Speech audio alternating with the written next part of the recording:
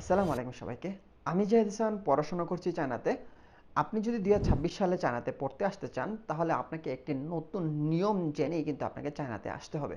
সেই নিয়মটি হচ্ছে, আপনি যদি ব্যাচেলরও চায়নাতে পড়তে আসতে চান, তাহলে আপনাকে একটি নতুন এন্ট্রান্স এক্সামে পাস করেই দেন হচ্ছে আপনি অ্যাডমিশন নিতে হবে বিভিন্ন ইউনিভার্সিটিতে, অথবা অ্যাপ্লিকেশন করতে হবে বিভিন্ন ইউনিভার্সিটিতে। ২০২৬ সাল থেকে চায়নার নতুন নিয়ম হচ্ছে, আপনি একটি এক্সামে অ্যাটেন্ড করতে হবে। সেই এক্সামটির নাম হচ্ছে সিএসসিএ এক্সাম। সো এই এক্সামটি মূলত হচ্ছে যে চায়নার যারা ব্যাচেলর পড়তে আসছেন তাদের জন্য একটি এন্ট্রান্স এক্সাম হিসেবে গ্রহণ করা হবে। সো আজকের ভিডিওতে আমি আলোচনা করবো আপনি কীভাবে এটাকে পাস করবেন এবং কোন কোন প্রিপারেশন নিলে আপনি এটা সহজে উত্তীর্ণ করতে পারবেন, এবং কত নাম্বার পেলেই আপনি মোটামুটি এন্ট্রান্স এক্সামে পাস করে যেতে পারবেন। সো চলুন শুরু করা যাক আজকের ভিডিও। একটা সময় ছিল আপনি যখন জানাতে আবেদন করতেন, তখন কিন্তু সিজিপিএ অথবা জিপিএ, আইএলটিএস স্কোর অথবা এইচএসকে স্কোর দিয়ে কিন্তু ভালো স্কলারশিপের জন্য আপনি আবেদন করতে পারতেন বা এডমিশনের জন্য আবেদন করতে পারতেন। এখন কিন্তু আর সেটা হচ্ছে না। চায়না স্কলাস্টিক কম্পিটেন্সি অ্যাসেসমেন্ট মানে সিএসসিএ এক্সাম দিয়ে কিন্তু আপনাকে এটির জন্য আবেদন করতে হবে। আপনি কীভাবে আবেদন করবেন সেটা হচ্ছে যে, আপনি যখন মাস্টার্সে আবেদন করবেন সেটা ক্ষেত্রে প্রয়োজন হচ্ছে না, কিন্তু যখন আপনি সিএসসি স্কলারশিপের জন্য আবেদন করবেন তখন কিন্তু আপনার এই এক্সামে আপনাকে অ্যাটেন্ড করতে হবে। এবং যারা ব্যাচেলরে আসবেন তাদের জন্য 100% আপনাকে এখন থেকে সকল ইউনিভার্সিটিতে আপনাকে আবেদন করতে হবে। বিশেষ করে 90% ইউনিভার্সিটি, চায়নার 90% ইউনিভার্সিটি 2026 সাল থেকে কিন্তু এটা শুরু করে দিয়েছে, এমনকি আমাদের ইউনিভার্সিটি সেও কিন্তু এটা শুরু করে দিয়েছে। 2027 সাল থেকে 100% ইউনিভার্সিটিগুলো হচ্ছে আপনার সিএসসি এক্সাম ছাড়া আপনাকে অ্যাডমিশন নিবে না।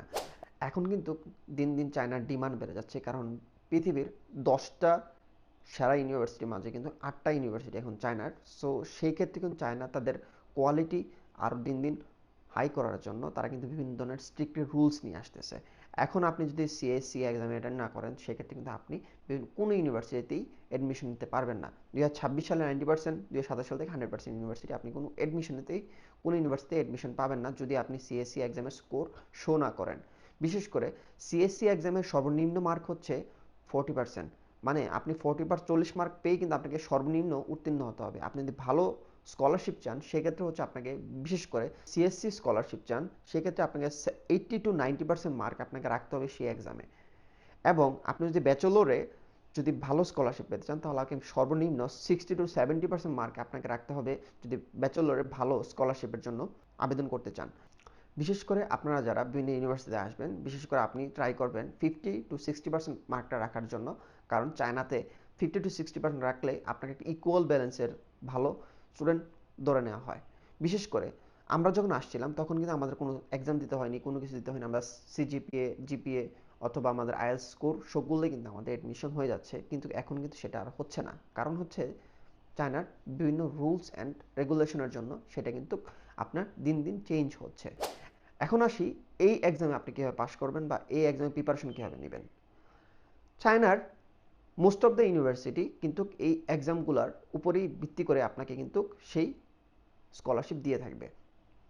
বিশেষ করে আপনি যদি ম্যাথমেটিক্সে ভালো হন, ইংলিশে ভালো হন এবং সায়েন্স, যদি আপনি ইঞ্জিনিয়ারিং সাবজেক্টে আসেন সেক্ষেত্রে হচ্ছে সায়েন্সের ফিজিক্স, কেমিস্ট্রি এটার উপর ভালো হন, তাহলে কিন্তু আপনি ভালো একটি মার্ক নিয়ে আসতে পারবেন। বিশেষ করে ম্যাথমেটিক্স আইকিউ টেস্ট হিসেবে ইংলিশ ধরা হয়, এবং ফিজিক্স, কেমিস্ট্রি এগুলো হচ্ছে ইঞ্জিনিয়ারিং সাবজেক্টের জন্য ধরা হয়। সো আপনি যদি এই 4টা সাবজেক্টে ভালো রেজাল্ট করতে পারেন সেক্ষেত্রে হচ্ছে আপনি সহজেই কিন্তু পাস করতে পারবেন। মানে বিশেষ করে এই 4টা সাবজেক্টের উপরে কিন্তু পরীক্ষাটা হয়। সো ওই বিষয়টা মাথায় রেখে কিন্তু আপনাকে আগাতে হবে।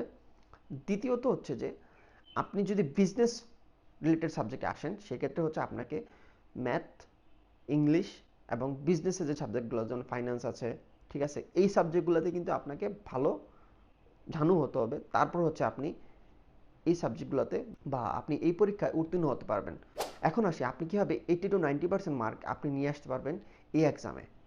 আপনি বাংলাদেশের সেট যে পরীক্ষাটা হয় সেই সেট পরীক্ষার কোয়েশ্চেন প্যাটার্নটা একটু দেখবেন। সেই সেট পরীক্ষার কোয়েশ্চেন প্যাটার্ন কিন্তু সেম চায়নার সিএসসিএ যে এক্সাম হয় সেইটার মতন।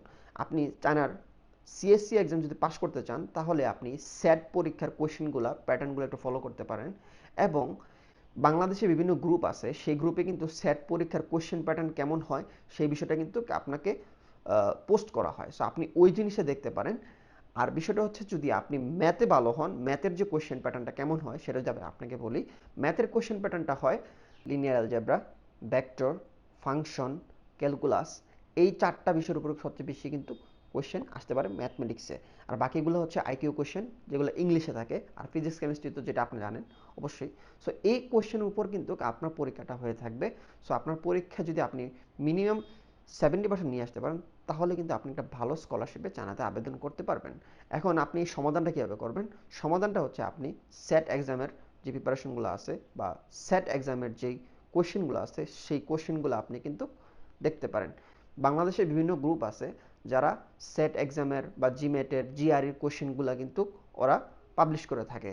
আপনি কেমন কোয়েশ্চেন আসে সেই কোয়েশ্চেনটা কিন্তু ওরা দিয়ে থাকে। সো আপনি ওই গ্রুপ থেকে ওই কোয়েশ্চেনগুলো প্যাটার্নগুলো সমাধান করতে পারেন। বিশেষ করে সেট এক্সামের কোয়েশ্চেনগুলো সমাধান করতে পারেন, সেক্ষেত্রে কিন্তু আপনি সিএসসিএ যে এক্সামটা আছে সেই এক্সামটা উত্তীর্ণ হতে পারবেন। সো সমাধান এখানেই। আপনি যদি চায়নাতে আবেদন করতে চান, তাহলে কিন্তু আপনি এই জিনিসটা ফলো করতে পারেন। অনেকে আছে সিএসসি এক্সাম সম্পর্কে জানে না, অথবা জানলেও সেটাকে এত একটা বেশি প্রাধান্য দিচ্ছে না। আমি বলবো, যদি আপনি প্রাধান্য না দেন বা আপনি না জানেন, তাহলে কিন্তু সেক্ষেত্রে আপনি একটা বড় ভুল ডিসিশন নিচ্ছেন যদি চায়নাতে আসতে চান।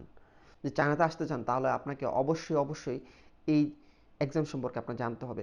অনেকে আছে সেই এক্সামটাকে এতটা গুরুত্ব দিচ্ছেন না, কিন্তু আমি বলবো, যদি চায়নাতে পড়াশোনা করতে চান, তাহলে আপনাকে অবশ্যই অবশ্যই সেই এক্সামটাকে গুরুত্বর সহিত দেখা উচিত। কারণ দিন দিন চায়না কিন্তু খুব কঠিন হয়ে যাচ্ছে, এবং সেই সিএসসি এক্সাম কিন্তু আপনাকে মাস্ট বি দিয়ে পাস করেই কিন্তু আপনাকে চায়নাতে আসতে হবে। অনেক এজেন্সি আপনাকে বলবে সিএসসি এক্সামের প্রয়োজন নেই, কিন্তু আপনি যখন আসবেন তখন দেখবেন আপনার সিএসসি এক্সাম ছাড়া আপনার এডমিশনই হচ্ছে না। সো এই বিষয়টা কিন্তু আপনার মাথায় রাখা উচিত। সো আমি আপনাকে বলবো, আপনি যত তাড়াতাড়ি সম্ভব সেই এক্সামের প্রিপারেশন নিয়ে থাকুন। সেট এক্সামের কোশ্চেনগুলো সবচেয়ে বেশি বেশি সমাধান করার ট্রাই করুন। যত কোশ্চেন পাবেন সবগুলো সমাধান করুন, এবং সেট এক্সামের কোশ্চেনগুলো, বিশেষ করে সেট এক্সামের কোশ্চেনগুলো আপনি বিশেষ করে নজরে রাখুন। এবং বাংলাদেশে বিভিন্ন গ্রুপ আছে যারা সেট এক্সামের কোশ্চেন দিয়ে থাকে, ওই জিনিসগুলো ফলো করুন। কারণ অনেক এজেন্সি তাদেরকে বলছে যে সিএসসি এক্সামের প্রয়োজন হচ্ছে না, উইথ সিএসসিএ অর উইদাউট সিএসসিএ, এরকম করে অনেকে অনেক পোস্ট করছে, অনেকে অনেক কথা বলছে। আমি বলবো, আপনি সেদিকে না তাকিয়ে আপনি সরাসরি আগে প্রবলেম সলভিংয়ের দিকে তাকানোর ট্রাই করুন। আপনি মনে করবেন আপনার সিএসসিএ এক্সামের স্কোর যত, আপনার স্কলারশিপের পাওয়ার সম্ভাবনা তত বেশি। আপনাকে এটা মাথায় রাখতে হবে, সিএসসিএ সম্পর্কে অনেকেই জানে না, অনেকে জানলেও সেটা পাত্তা দিচ্ছে না। কিন্তু আপনি যদি ভালো একটা রেজাল্ট নিয়ে আসেন, ভালো একটা স্কলারশিপের জন্য কিন্তু চান্সেস আপনি পেতে পারেন। সো যদি ভিডিওটি ভালো লেগে থাকে, অবশ্যই অবশ্যই লাইক, কমেন্ট অ্যান্ড শেয়ার করে দিবেন। বিশেষ করে যদি সিএসসিএ সম্পর্কে আরও বিস্তারিত জানতে চান, নক করতে পারেন, আমি উত্তর দিব। আপনি কমেন্ট করতে পারেন, যে কোনো প্রশ্নের উত্তর দিতে আমি রাজি আছি। আমি জাহিদ হাসান, পড়াশোনা করছি চংচিং জিয়াওটিং ইউনিভার্সিটি, চায়নাতে। সো ভালো থাকবেন, সুস্থ থাকবেন, আল্লাহ হাফেজ।